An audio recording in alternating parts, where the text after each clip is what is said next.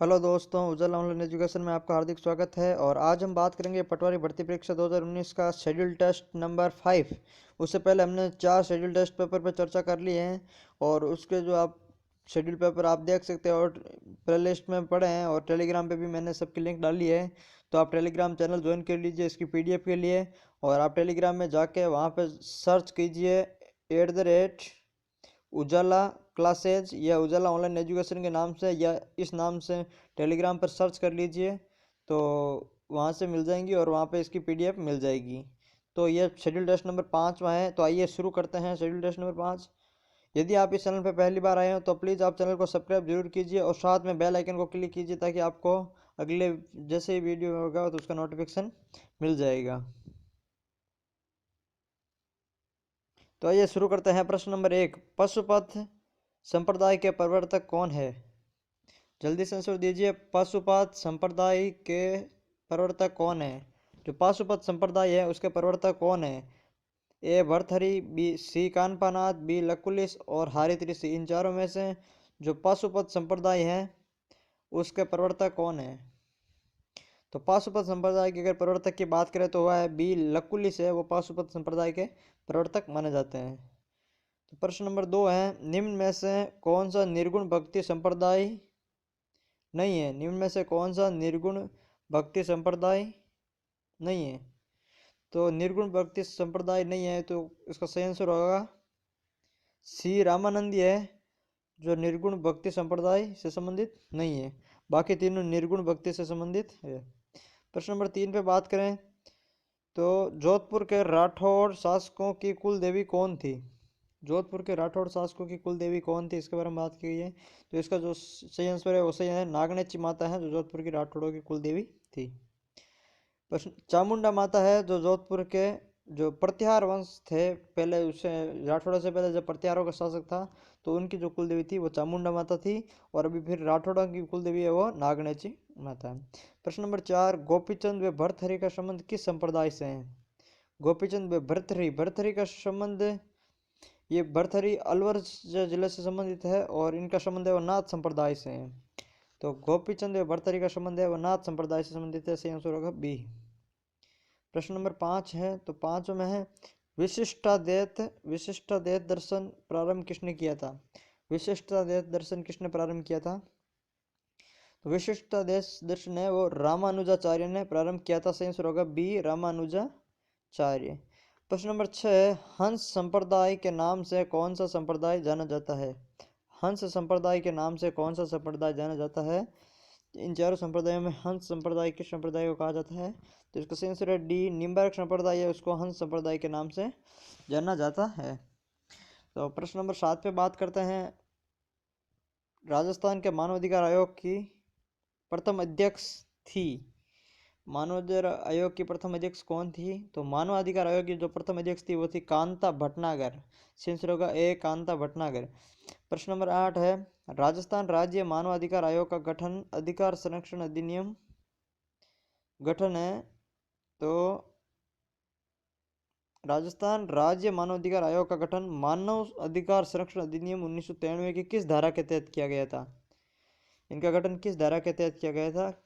मानव अधिकार संरक्षण अधिनियम 1993 की। तो जो इसका सही आंसर है वो है सी, धारा 21A के तहत मानव अधिकार राजस्थान राज्य मानवाधिकार आयोग का गठन किया गया था, धारा 21A के तहत। सही आंसर होगा सी।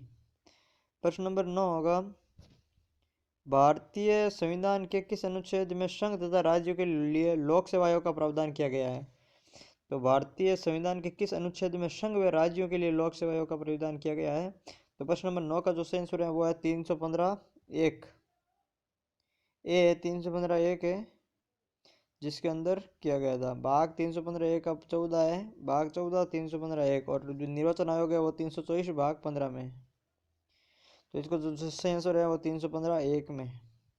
प्रश्न नंबर 10 है, लोक सेवा आयोग के अध्यक्ष व सदस्यों का कार्यकाल कितना है? लोक सेवा आयोग का अध्यक्ष व सदस्यों के कार्यकाल की बात की है इन्होंने। तो प्रश्न नंबर 10 है उसका सही आंसर होगा सॉरी बी, 6 वर्ष है इसका सही आंसर हो जाएगा। लोक सेवा आयोग के अध्यक्ष व सदस्यों का कार्यकाल की बात की है तो इसका सही आंसर हो जाएगा बी, 6 वर्ष।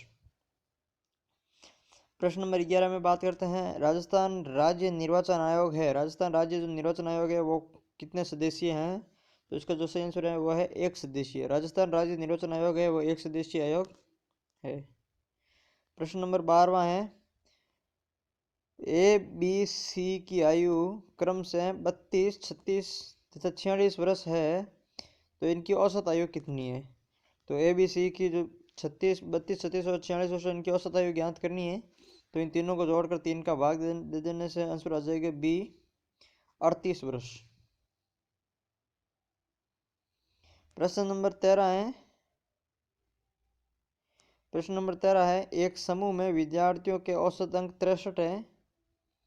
इनमें से 3 के प्राप्तांक दे रखे हैं इन्होंने 78, 69 और 48 है। शेष 6 विद्यार्थियों के औसत अंक ज्ञात करने हैं। तो जो इसका सही आंसर आएगा वो आएगा इनमें से कोई नहीं, डी आ जाएगा इसका सही आंसर। प्रश्न नंबर 14 प्रथम 50 प्राकृत संख्याओं की औसत है। प्रथम 50 प्राकृत संख्या है, इनका औसत कितना होगा? तो इससे जल्दी से आंसर दीजिए 14 का। तो इसका जो सही आंसर होगा वो होगा ए 25.5। मैथ्स का प्रश्न आप सोल्व कर लीजिए, मैं इनका आंसर आपको दिखा देता हूँ। इजी प्रश्न है, मैथ्स के कोई ज़्यादा हार्ड प्रश्न नहीं है। यदि 8 संख्याओं का औसत 474 है तो लुप्त संख्या का पता लगाइए। इन 8 संख्याओं का औसत दे रखा है उन्होंने 474, तो इनमें से जो एक लुप्त संख्या है उसका पता लगाना है। तो जो 15 का जो आंसर होगा वो आंसर होगा ए 15 का सही आंसर होगा ए 767 होगा। प्रश्न नंबर 16 फ्लॉपी डिस्क कहाँ मिली जाती है? तो फ्लॉपी डिस्क किस काम मिली जाती है? तो जो इसका सही आंसर होगा वो होगा सी इनपुट व आउटपुट दोनों में फ्लॉपी डिस्क कहाँ मिली जाती है? फ्लॉपी डिस्क है वो इनपुट और आउटपुट दोनों के लिए उपयोग में ली जाती है। प्रश्न नंबर 17 है क्रसर कुंजी है। तो क्रसर कुंजी, इन चारों को क्रसर कुंजी कहते हैं। जो इस तरीके के चिन्ह होते हैं उन सबको क्रसर कुंजी कहा जाता है, इन चारों को मिलाकर। ठीक है। प्रश्न नंबर 18 माउस की क्रिया किस प्रकार की है? तो mouse single click, double click व ड्रैग उपयोग सभी प्रकार की माउस की क्रिया है। और प्रश्न नंबर 19 पे बात करते हैं, करंट के प्रश्न है भारत और अमेरिका के मध्य दूसरी 2+2 मंत्री स्तरीय वार्ता 18 दिसंबर 2019 को कहाँ संपन्न हुई थी? भारत और अमेरिका के मध्य 2+2 मंत्री स्तरीय वार्ता है वो कहाँ संपन्न हुई थी? तो इसका सही आंसर होगा बी वाशिंगटन डीसी में। प्रश्न नंबर 20 चाबहार बंदरगाह का संबंध किस देश से है? चाबहार बंदरगाह है उसका संबंध किस देश से है? तो इसका सही आंसर होगा बी ईरान देश से। प्रश्न नंबर 21 टाइगर ट्राइम्फ युद्धाभ्यास किन देशों के मध्य वार्षिक रूप से आयोजित किया जाएगा? तो टाइगर ट्राइम्फ युद्धाभ्यास है उसका सही आंसर होगा भारत अमेरिका सी। प्रश्न नंबर 22 बोरिस जॉनसन वर्तमान में किस देश के प्रधानमंत्री है? तो बोरिस जॉनसन है वो ब्रिटेन के प्रधानमंत्री है। प्रश्न नंबर 23 जलवायु परिवर्तन प्रदर्शन सूचकांक 2020 में भारत कौन से स्थान पर रहा? जलवायु परिवर्तन प्रदर्शन सूचकांक में भारत जो है वो 9वें स्थान पर रहा था। भारत का जो 9वां स्थान रहा था जलवायु परिवर्तन प्रदर्शन सूचकांक में। प्रश्न नंबर 24 आर्टिफिशियल का एंटोनियम है, ये इंग्लिश का प्रश्न है। तो प्रश्न नंबर 24 है आर्टिफिशियल का एंटोनियम की बात की गई तो इसका आंसर होगा बी नेचुरल। आर्टिफिशियल का एंटोनियम है वो है बी नेचुरल है जिसका एंटोनियम है। प्रश्न नंबर 25 है, तो 25 में मॉर्टल का एंटोनियम की बात की उन्होंने। मॉर्टल का एंटोनियम पूछा है 25 में, तो मॉर्टल का एंटोनियम क्या होगा? तो 25 में जो मॉर्टल का एंटोनियम होगा वो होगा इमॉर्टल। 25 में सी है जो सही आंसर होगा इमॉर्टल।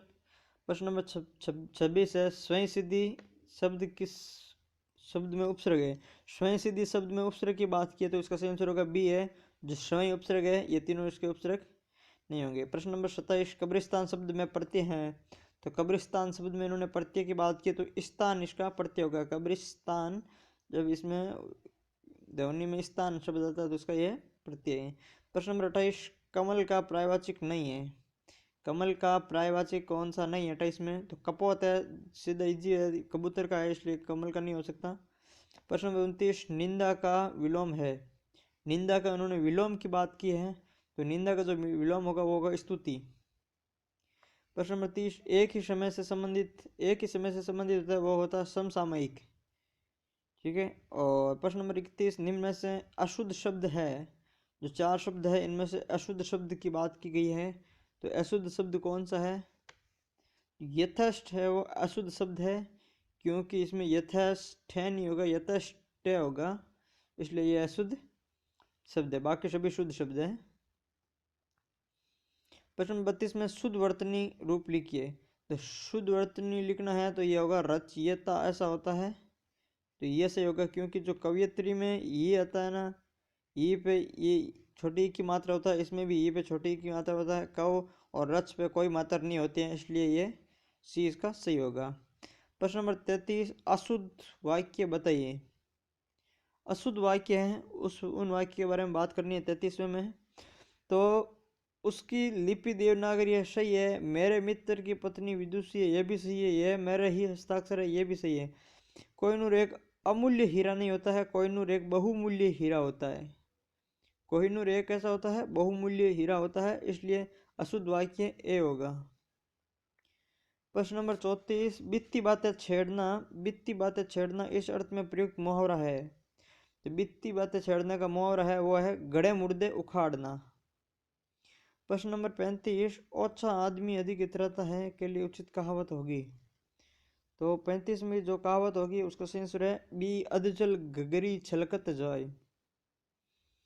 प्रश्न नंबर 36, संयोजकता वाले तत्व होते हैं। तो संयोजकता वाले तत्व कौन सा होते हैं 36 के अंदर बात की गई। बात करें तो धातु और अधातु होते हैं दोनों, वो संयोजकता वाले तत्व होते हैं। एक तत्व के आयन पर 3 धनावेश हैं। एक तत्व के आयन पर 3 धनावेश हैं। परमाणु की द्रव्यमान संख्या 27 और न्यूट्रॉनों की संख्या 14 है। तो आयन में इलेक्ट्रॉनों की संख्या की बात की गई है, तो इसमें इलेक्ट्रॉनों की संख्या की आ जाएगी 10। इसका सही आंसर होगा 37वें में 10वां। ठीक है। प्रश्न नंबर 38 की बात करते हैं। तो प्रश्न नंबर 38 में मौर्य साम्राज्य में 5 प्रांतों में जो दक्षिणापंथ प्रांत था उसकी राजधानी क्या थी। तो मौर्य साम्राज्य में जो 5 प्रांत है उसके दक्षिणापंथ प्रांत की राजधानी थी वो थी सुवर्णगिरी। बी हो गया सुवर्णगिरी। तो दोस्तों यदि आप उजाला ऑनलाइन एजुकेशन चैनल पर पहली बार आए हैं तो आप इस चैनल को प्लीज़ सब्सक्राइब जरूर कीजिए। यहाँ पे जाइए और जो सब्सक्राइब बटन है लाल कलर का उस पर क्लिक कीजिए और बेल आइकन पर क्लिक कीजिए ताकि आपको नोटिफिकेशन मिलता रहे। उजाला ऑनलाइन एजुकेशन ज़रूर सब्सक्राइब कीजिए। और टेलीग्राम चैनल है, टेलीग्राम चैनल की लिंक ये दे रखी है यहाँ पे, और लिंक भी आपको को डिस्क्रिप्शन में दे दूंगा या मैं कमेंट बॉक्स में लिंक तो डालता ही हूँ। बाकी अगर ये जाके अगर सर्च करोगे टेलीग्राम में तो आपको हमारा चैनल मिल जाएगा। वहाँ पर इसकी पीडीएफ है, पुराने जो पेपर हुए थे उनकी भी पीडीएफ पड़ी है और उनकी भी पीडीएफ वहाँ पे मिल जाएगी। बाकी यहाँ पे मैंने पटवारी के अलावा कांस्टेबल के भी कुछ अपलोड किए हैं, और रेट के जो डेली शेड्यूल पेपर हैं वो तो अपलोड करते ही हैं। रेट के और पटवारी के दो तो कंपलसरी अपलोड करते ही हैं। बाकी आरएस और पटवारी के भी कुछ टेस्ट हमने अपलोड किए हैं, और आगे भी कांस्टेबल का है जो पेपर हम अपलोड करते रहेंगे जैसे व्यवस्था होगी। ठीक है। तो ज़रूर आप इस चैनल पर अगर पहली बार आए हो तो एक बार ज़रूर इस चैनल को सब्सक्राइब जरूर कीजिए, और जिससे डेली शेड्यूल पेपर और बिग पेपर आपको मिलते रहे।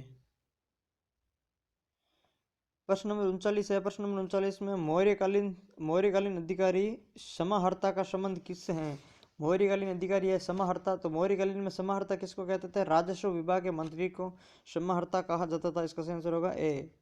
प्रश्न नंबर जो है 40वां, इसमें अशोक का धौली शिलालेख किस लिपि में निर्मित है। तो अशोक का जो धौली शिलालेख है वो ब्राह्मी में निर्मित है। अशोक के जो खरोष्ट में वो 2 शिलालेख निर्मित हुए थे, बाकी धौली शिलालेख ब्राह्मी में हुआ था। प्रश्न नंबर 41, अष्टदिग्गज किसकी राज्यसभा की शोभा बढ़ाते थे। तो अष्टदिग्गज थे वो कृष्ण देव राय की राज्यसभा में शोभा बढ़ाते थे। तो इसका सही आंसर होगा सी, कृष्ण देव राय विजयनगर। प्रश्न नंबर 42, गढ़वालों की प्रथम राजधानी कौन सी थी। प्रश्न नंबर 42 है गढ़वालों की प्रथम राजधानी, तो उसका सही आंसर होगा वाराणसी थी जो गढ़वालों की प्रथम राजधानी थी। प्रश्न नंबर 43, हमीर रासो का लेखक कौन था। हमीर रासो के लेखक की बात की है प्रश्न नंबर 43 में, तो हमीर रासो के जो लेखक है वह है जोधराज। प्रश्न नंबर 44, राष्ट्रपति की आपातकालीन शक्तियां किस अनुच्छेद में नहीं है। राष्ट्रपति की आपातकालीन शक्तियां की बात की गई है और वो किस अनुच्छेद में नहीं है।